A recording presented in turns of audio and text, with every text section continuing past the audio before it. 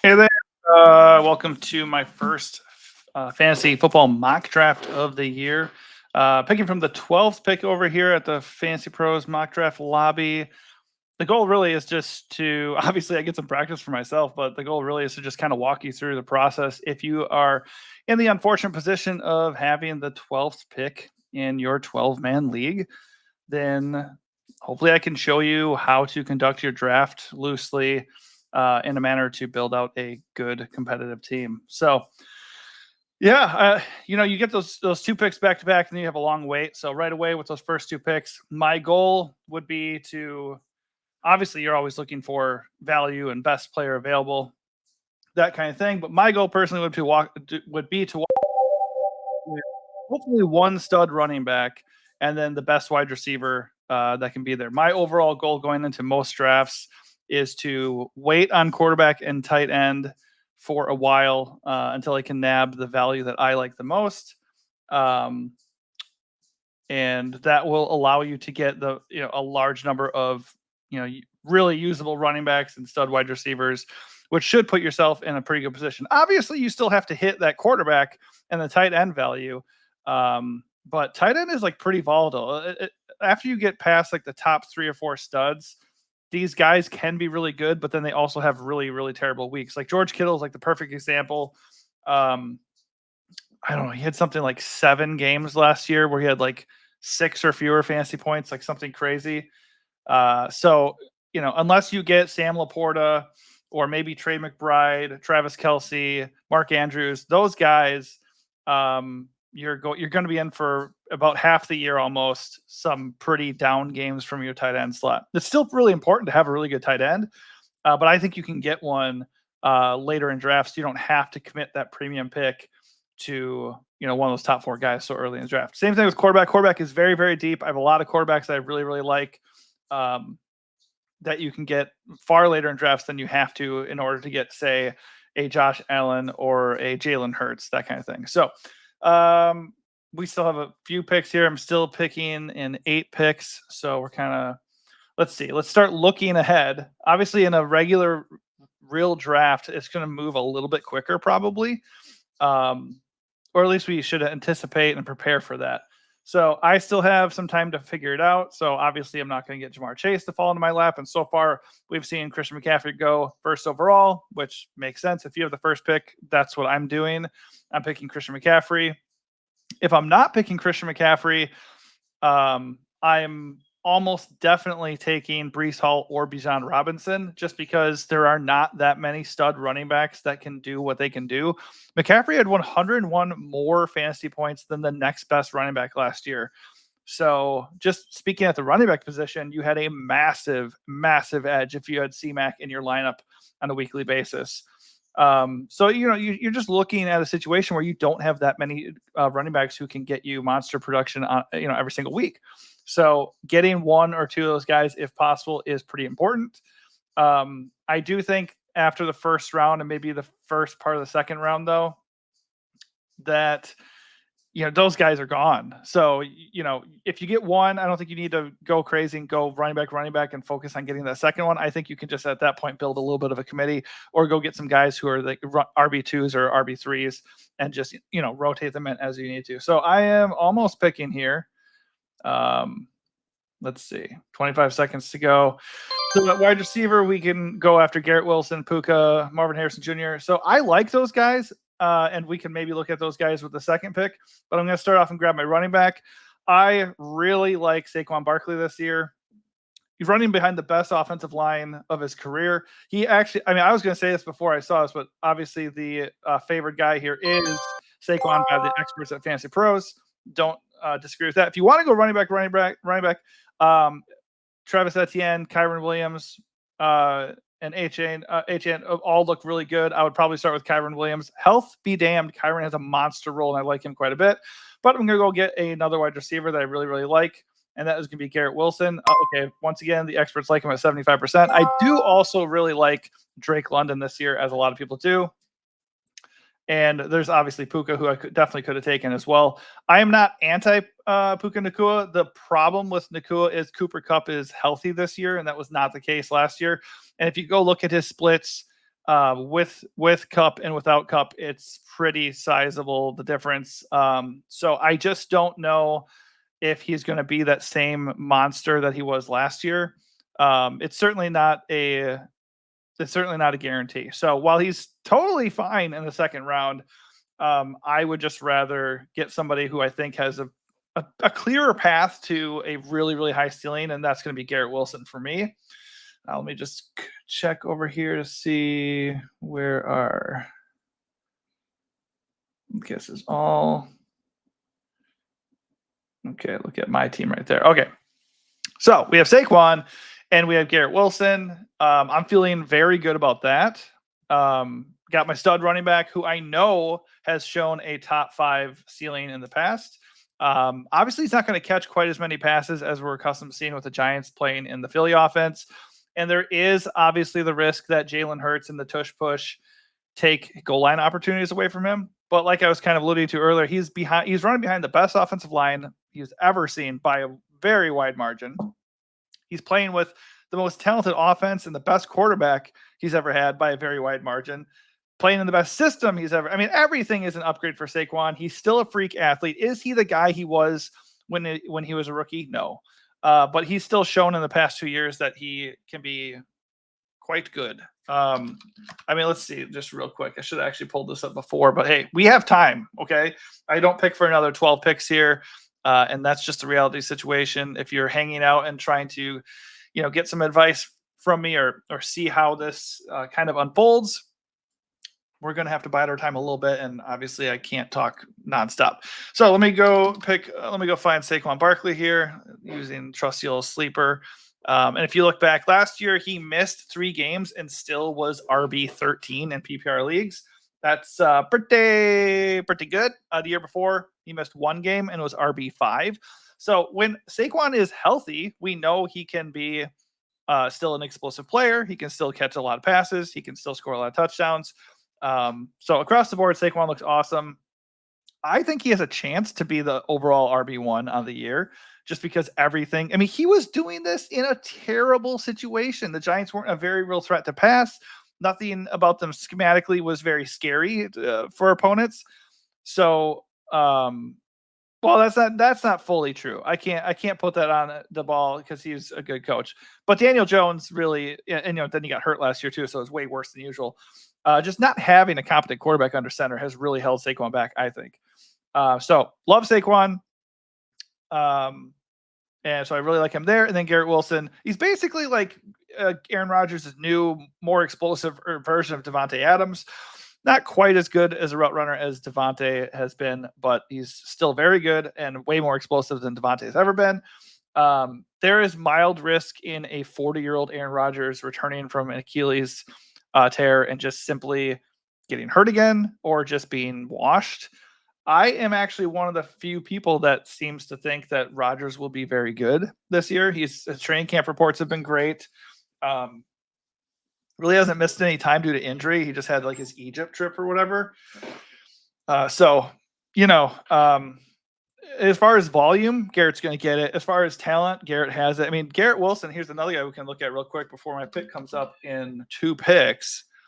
We can see Garrett Wilson in a similar situation as Saquon with no quarterback the past 2 years. Remember, Rodgers played 4 snaps. He's still finished as wide receiver 21 and wide receiver 26. So as far as volume, 147 to 168 targets the last 2 years, over 1,000 yards both years. And the only thing that hasn't been there is touchdowns. We know Rodgers can execute in what, when he was in Green Bay, they would call the gold zone. So I think Garrett Wilson's going to have a monster year. If you want to take Puka Nacua over him, that's fine. I have nothing really bad to say about Puka in general. I just think Garrett Wilson's going to be a target hog, and I think he offers more upside. All right, so here we go. Our 3rd pick of the draft. You can really do whatever you want, but me personally, I'm looking for the best player available, best situation, best talent. You can go back to running back here, but nobody really stands out right away, although I get 2 picks right away. So as far as upside goes, I think all these guys are viable, but I think Nico Collins does have the best ceiling of all these guys. So I do align with the Fantasy Pros here. We can look over at tight end and consider taking Trey McBride or Mark Andrews. I think we can wait a little bit more. You could also go over to quarterback and go get any of these studs if you want to, but I'm going to go back and get a good, solid running back. Of the guys that are listed here, I think Kenneth Walker is the guy with the most upside. He still has a really good role. He has not been taken over yet, by Charbonnet in Seattle. And it seems like he's still, he's definitely the workhorse. I have not seen anything this summer to make me think that he is not going to be that dude this year. So last year, RB19, despite missing 2 games, is rookie year RB18, despite missing 2 games. So definitely a guy with 1,000 plus yard upside. He'll catch a little bit of the passes, and he's had 17 touchdowns in his first 2 seasons. The guy is just super explosive. So I want upside. I'm worried about James Cook's situation. James Cook is pretty explosive, but he's not a red zone running back whatsoever. That's why they drafted Ray Davis. So I think when you look at where they're being selected, I'm much more interested in Ray Davis, just because he's going to get scoring opportunities, kind of like how Latavius Murray did a couple of years ago. I don't really love Ray Davis, to be honest, because Josh Allen's going to steal some of those opportunities as well, and James Cook is still there to eat into the role. But at his price point, James Cook feels overpriced, and it feels like we're kind of still cheering on that one game. What did he have last year? It's just a ridiculous game. He was RB12. I mean, let's not ignore that. And that was with scoring only 2 rushing touchdowns and 6 total touchdowns. So James Cook isn't without value. I just think the drafting of Ray Davis kind of limits his ceiling. I do like Ramondre Stevenson. I just think the Patriots are going to be behind a ton. He's going to catch a lot of passes again. He's going to be the feature back. Antonio Gibson does come in there to eat into that passing role a little bit. So I'm not going to prioritize Stevenson over somebody explosive and with a more locked in role like Kenneth Walker. Well, I shouldn't say more locked in role. The roles are actually pretty similar at this point. I just think Kenneth Walker just gives you more upside. All right, so we are 8 picks away. I'm not of the thinking that you need to draft your starting lineup first or like fill in all your guys first. So I think a lot of people will do that, and they'll come in and say, okay, I got my 2 running backs, I got my 2 wide receivers, which, by the way, I usually play in 3 wide receiver lineup leagues. And obviously a lot of people are going to play in leagues where you have a super flex for that second quarterback or whatever you want to put in there, or multiple flexes. This is just a standard 12-team full PPR mock at Fantasy Pros, because this is how I've historically done a lot of my leagues, and this is how a lot of people have done their leagues in general too. So it's kind of just like a starting point, so you can kind of start gauging where guys are across the board for like all leagues. Obviously, if this was a 2 quarterback league, I would have wanted to get quarterbacks by now. I have seen people go and get just load up their, the middle of their lineup with Jamar Chase and, all these other studs and wait on quarterback and get values. And there is a path to success with that route, or with that strategy. But obviously not really relevant for what we're doing right here. All right, so 4 picks away. So we might want to start thinking about what we're going to do next. Certainly can start looking at quarterback. We're starting to lose some of our guys, but me personally, I am going to be hopefully, let's see who else they got in here just to see where I'm at. I mean, I don't mind any of these guys. I'm not that interested in Dak Prescott. We got the CeeDee Lamb hold in, or hold out, whichever you want to say. And then their running game is terrible. So I would imagine they're going to be a high volume pass offense again. So Dak Prescott certainly has upside. I just think, going after somebody like Jaden Daniels with a high rushing floor feels a little bit more interesting.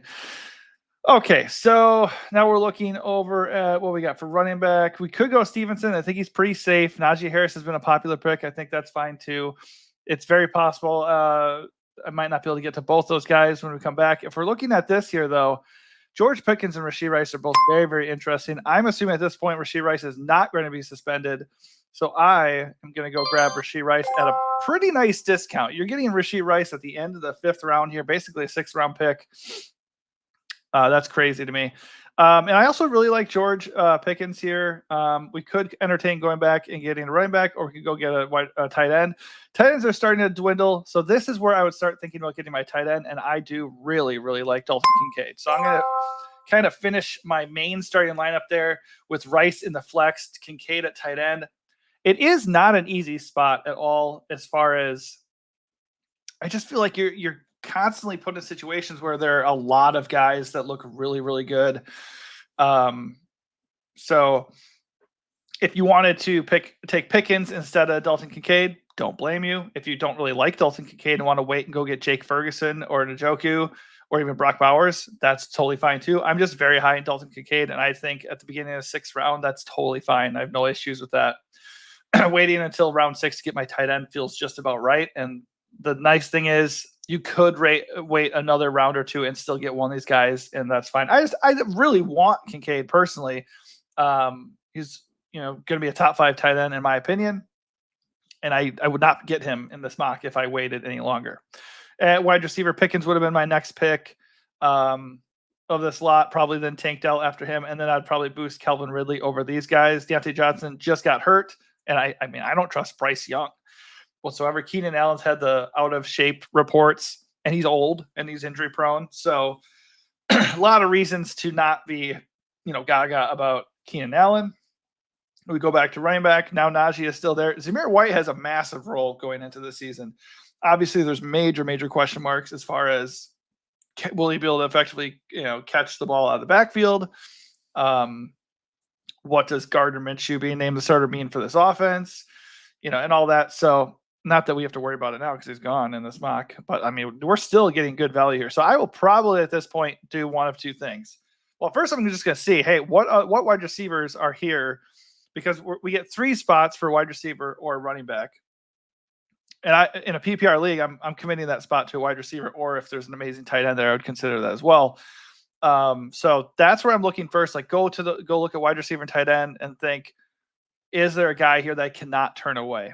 If it's not really screaming and calling to you, then we can start looking at some high upside, running backs like Tony Pollard, maybe even Tyjae Spears. They are sharing the rock in Tennessee. I think I prefer Pollard. They did pay him to come in and play, which means they didn't fully trust Tyjae Spears and means they value Pollard. So they keep referring to them as RB, 1A and 1B. So they will cut into each other to a certain degree. But I like them. I like them just fine. Prefer Pollard. Not really into Brian Robinson with Austin Eckler coming in there and cutting into his workload. He's kind of a one-dimensional running back in the first place. And I mean, trusting the Commanders' offense in general doesn't feel amazing. Devin Singletary actually looks like a pretty darn good value. Trusting him in general doesn't feel amazing, but obviously Saquon is gone. Brian Daboll, he knows Singletary from their days in Buffalo. He trusts him quite a bit. So I think he's going to be the feature back, and he's going to end up shocking some people. And then Chase Brown down here. I think we can wait a little bit still on Chase Brown, but Chase Brown looks pretty good. He looked okay in preseason. Training camp reports suggest he very well could be the RB1 in Cincinnati. Even if he's not, we know he's going to have a pass catching role. We know he's explosive, and Zach Moss is pretty fragile. So I think either Chase Brown is going to be an awesome value right away, or we're going to be in a situation where he's going to be a nice bench guy that we can use in a pinch, or that we'll be able to use, later on when he takes over. So we can start looking at wide receiver, some high upside guys like Rome Odunze, Ladd McConkey. If we want to, we can go look at quarterback. And I'm actually this is where I'm going to leap and take my quarterback, Jaden Daniels, major upside, and I'll talk about him in a bit. First, let's go over and see what we want to do at running back. I think all these guys are kind of similar. So I'm going to go draft a high upside wide receiver, and that is Rome Odunze. So the Bears are going to be really good this year. Let me just say that. I think you can definitely try to stack him with Caleb Williams, but I think Caleb Williams is gone at this point. No, he's still there. So that's fine. I'm not going out of my way to do that, but I do think a couple things, number one, Caleb is going to wreck. He looks very, very good. And then also, Rome is a stud. And then also Keenan Allen is old, historically kind of brittle, and supposedly out of shape. He's probably just going to be stuck in the slot. So Rome's going to be getting a lot of the big plays, and it's just monster upside considering his talent. The other one was Jane Daniels. If we look at the quarterback situation here, you could go Caleb Williams. I just don't think he has the rushing upside that Jaden Daniels does. So that rushing ability is just going to keep Daniels' floor really, really high. And then he does have a big arm. He was prolific in college. He does have a decent supporting cast around him as far as the passing goes. So I think he has a really, really high ceiling. I think he's going to make he's going to be a top 10 guy this year. So getting him in round 7 at the end of round 7, almost an 8th round pick, feels pretty good. Now, a huge part of this is taking chances. Am I taking a chance on a rookie wide receiver? Am I taking a chance on Jaden Daniels? Am I even taking a chance on Dalton Kincaid? Absolutely. I'm even taking a chance on Rashee Rice at the end of the 5th round because it's entirely possible that he gets suspended or something, or maybe it's just a head case and something else happens and then he misses games. That's all on the table.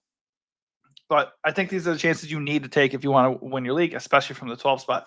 So far, this has been a smashing success. One key thing to keep in mind when doing mock drafts is, number one, this is kind of all just hypothetical because all the guys that I'm getting aren't necessarily going to be there when I pick.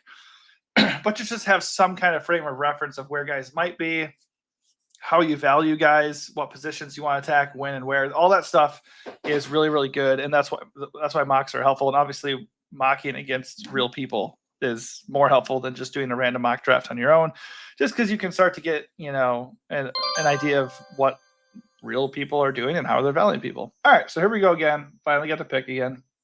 Now might be a good time to go back and look at running back. You can go and handcuff get Ken Walker's handcuff if you want. I'm not really. I think you can do that. I'm going to go down here though and look at Rico Dowdle or Blake Corum. Let's look at wide receiver first, quick. I'm going to go get Dowdle, just because if he is in fact the RB1 in Dallas, that is just really good value at this point. All right, nobody here looks like guys that absolutely have to go get, so I'm going to go get Blake Corum. Go back at RB here to get some more depth. So I have 2 running backs that I feel really, really good about in Saquon and Ken Walker. They're going to be my starters all year unless they get hurt. Corum is a really nice handcuff behind Kyren Williams, so if he might get work anyways. I like Kyren because I don't think that's going to happen, but I do think Corum in round 10 is a really good pick if you believe Kyren is going to continue to be fragile and get banged up and not end up playing the whole year. So if he doesn't, Corum's going to be a stud. And if not, he'll just ride my bench, and that's fine. It's just a nice high upside pick in round 10 that is worth the risk. As far as Rico goes, he really has Royce Freeman and a washed Ezekiel Elliott to contend with.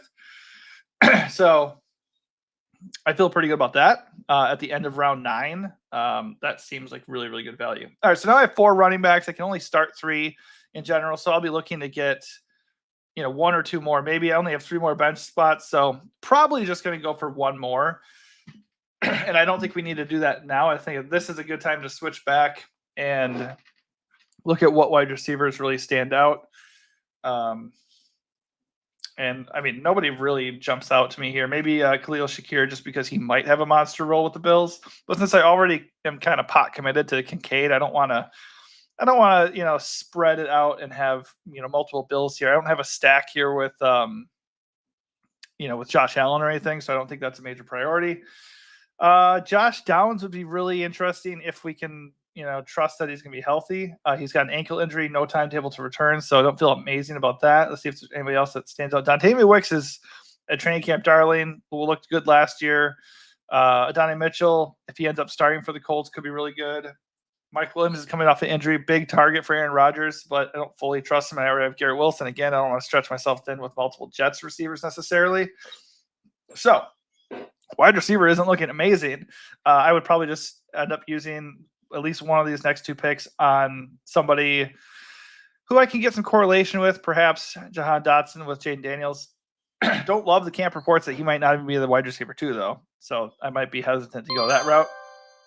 I think as far as upside goes, I am looking at Adonai Mitchell, Dontayvion Wicks, or Josh Downs. Due to Josh Downs' injury, that would make Adonai Mitchell stand out a little bit more to me. But I actually really like Dontavian Wicks and think he could end up stealing snaps from Romeo Doubs and maybe even Christian Watson this year. I think it's going to be very hard for them to keep him off the field. So with all these guys being kind of similar, you can go get Donnie Mitchell here as well. You can get a backup tight end if you want. I don't really do that. I think as the season goes on, once I need a tight end behind Kincaid in week 12, assuming he doesn't get hurt, I can just drop, Dowdle or something if he ends up being trash. But I'm going to go back here and get one more running back before we get out of here. And I think I'll be looking at Marshawn Lloyd or J.K. Dobbins. And I think I'm going to go with J.K. Dobbins. Reason being, he is back in the same system he's always been in with Greg Roman and the Chargers. The Chargers want to run more, and he's healthy. Will he stay healthy? No idea. Will he be as good as he has been? He's always averaged like 5.6 yards per carry or something I'm seeing. I don't know. Nobody really knows that. He's looked good in training camp, but his only competition is Gus Edwards and some rookies. So I kind of think he's going to get every opportunity to have the chance to prove himself again and win a starting job, or at least have a timeshare to the point where he's getting, even carries with Gus Edwards. For me, in round, 12, that's worth the risk. I think you can definitely argue you could go for Ray Davis, maybe Kendra Miller, Rashawn Johnson, Ty Chandler, Marshawn Lloyd. All these guys are solid handcuffs. I have no problem with those. Jalen Wright, obviously Achane, Raheem Mostert. All these guys have major injury risks, so Jalen Wright is another guy we could end with here for sure. Right now, I have 5 wide receivers, and I have 5 running backs. So if I'm going to really argue for anything else, it's going to be for the best wide receiver that's left on the board, just because I want 3 wide receivers in my starting lineup, and I think 5 running backs is plenty. I wouldn't let that rationale dissuade you from just taking a really good player if he's there. For instance, nobody here really blows me away. I think Jalen Polk and Adonai Mitchell are pretty good late round flyers, and I'm leaning towards Mitchell just because of the Josh Downs injury. But at running back, Jalen Wright is very tempting. Braylon Allen as a handcuff behind Breece Hall, very tempting. And you could opt for a backup tight end or a backup quarterback. I mean, the quarterback's still available. By the way, if you want to keep waiting, if you don't want to take Jaden Daniels, Justin Herbert, Matthew Stafford, Aaron Rodgers, they are all perfectly viable. I don't know if I'd want to go crazy beyond that. The one guy I would do is Will Levis, just because the Titans are going to throw a lot, and they do have 2 really good veteran wide receivers, and they do have 2 really good pass catching running backs. So he looks really good. If I wanted to get a backup, or if I wanted to wait, the only problem with waiting that long at quarterback is somebody could snag him right before you get the chance to. So I would opt to just trust the starters that I have in place at quarterback and tight end and stack up the other positions as much as possible. And if we get into mid-season and I start having the need to get a different quarterback or a tight end, so those guys get hurt, or I need one for bye weeks, I think guys like Dontavian Wicks and Rico Dowdle are going to start to show themselves, and we're going to start learning in a hurry, whether or not I can just flat out drop them in a redraft league. All right, now we can switch over to defense. Jets are going to be awesome. 49ers are going to be awesome. I don't have a major lean with either of them. I think the 49ers are the safer play, but I think the Jets with Aaron Rodgers actually they're going to be invigorated. So I actually really like the Jets this year. There's no real correlation between the Jets and Garrett Wilson or anything. It's just, I think if the Jets and 49ers are both there, you should be feeling really good. They both look awesome. All right, then we're going to switch over to kicker. Usually, you obviously prioritize a kicker who is good, who's going to make field goals, make long field goals, get field goal opportunities, and get a lot of scoring opportunities with extra points. So ideally, you have a kicker that is in a good but not necessarily elite offense. If you're an elite offense, you're going to get a lot of extra points, which is cool, but you might not get a lot of field goal opportunities. If you're in a bad offense, you might get a lot of field goal opportunities, or you might just have a terrible year. So I think you need something kind of more middle of the road. You also want to factor in how aggressive is the head coach for the team. Like if you have somebody like Sean Payton or Dan Campbell, these guys like to go for 2 a lot. So that's something to consider. Now these guys are kind of flying off the shelves. Evan McPherson at this point is definitely the first guy I would be looking at. I think Dustin Hopkins would be okay here. Okay, well, he's gone now. It is what it is. I think kicker is like, it's whatever, whether it be injury or bye week or performance. You just pick the one that looks the best, and then you can drop him and pick up a superior option whenever you need him. Daniel Carlson is interesting. He has had very good kicking seasons in the past. I think he was like kicker one, like 3 years in a row or something crazy. Let's see. He was a kicker 3, 1, and 1 in 3 of the last 4 years. Last year he regressed mightily. That had obviously a lot to do with his offense not being very good. That probably is going to be the case again this year. The only nice thing is he might get a lot of field goal opportunities. I think any of these guys are fine, but I'm going to go with Greg the Leg, just because we know the Jets' offense is going to be a lot better than it has been. So I got a C+. These ratings are not always, necessarily indicative of how your team is going to fare. The 12 spot, though, I'll take a passing grade. The reality is it's not necessarily easy to build a competitive lineup from the 12 spot, but it can be done. I think, in my opinion, that's exactly what we did here. If you don't like Dalton Kincaid, if you don't want to trust Jaden Daniels, and you don't like some of these other guys, obviously you might disagree. That's totally fine. But if you watch this whole thing, you would have a good indication of the players that are available and how I kind of danced around with how I'm prioritizing my draft and how I weighted on quarterback and tight end. If you don't like Daniels and Kincaid, you still can weight even more on quarterback and still get good plays, or you could have taken a different option as a pivot at those spots. All right, so that does it for me. I think this is a pretty damn good team. Let me know in the comments if you agree, if there's any questions you have, or if there's any other notes, suggestions, comments, whatever. Hopefully you enjoyed watching. If you do, please give this a big like and also consider subscribing to the channel. Most usually we do DFS stuff, but I am trying to do some of the season-long stuff. If you want, give me some likes if you want to see another video like this from a different spot, and even give me a suggestion as far as which spot you want it done at. All right, thanks for tuning in, and good luck in your drafts.